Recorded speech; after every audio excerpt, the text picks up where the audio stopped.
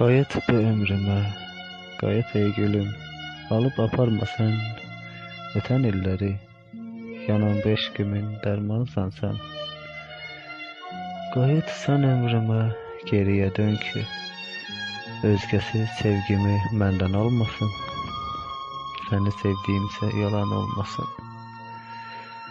Sevən sevdiyini gözlər ey gülüm, baxar yollarına, ağlar onun üçün, tökər göz yaşını, baxar yollara, qaytar eşqimizin o ilk çağların. Sev məni ey gülüm, aşiqinəm mən, qayıt ömrümə ki, həyat dəyişsin, hər şey axarı ilə davam eyləsin.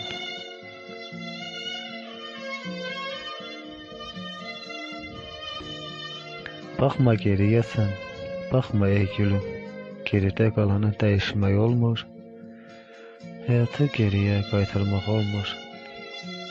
Gecənin o gözəl səmasına bax, ulduzlar nə gözəl, necə rəqs edir, necə də gözəldir gecələr bizim. Ulduzlu gecənin o xoş anında, o isə gülümsəyir, ey baxır mənə, necə də rəqs edir o gözəl mələk. Fikrim yondadır, seyr edib onu, gözləri işıldar, baxarkən mənə, gecənin rüzgarı, bir eşq nəğməsi. Dərin bir boşluğun içindəyəm mən, o əksik və boşluq anılırsa yox. Səmaya baxdıqca sənsə yanımda, əlini tutduqca sən mənimləsən. Unudub gedirəm inan hər şeyi. Gecə çox gözəldir, bunu bilirəm.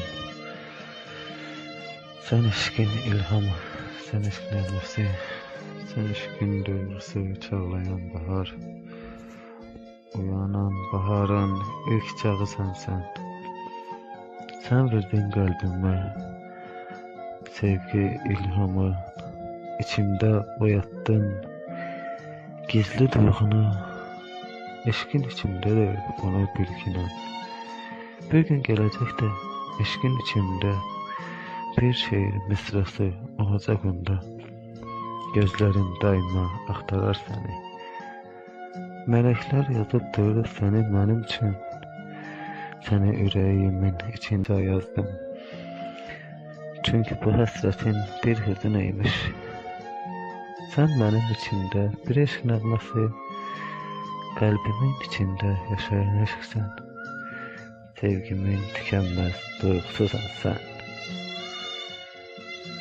Sevgimin tükənməz duyğususan sən.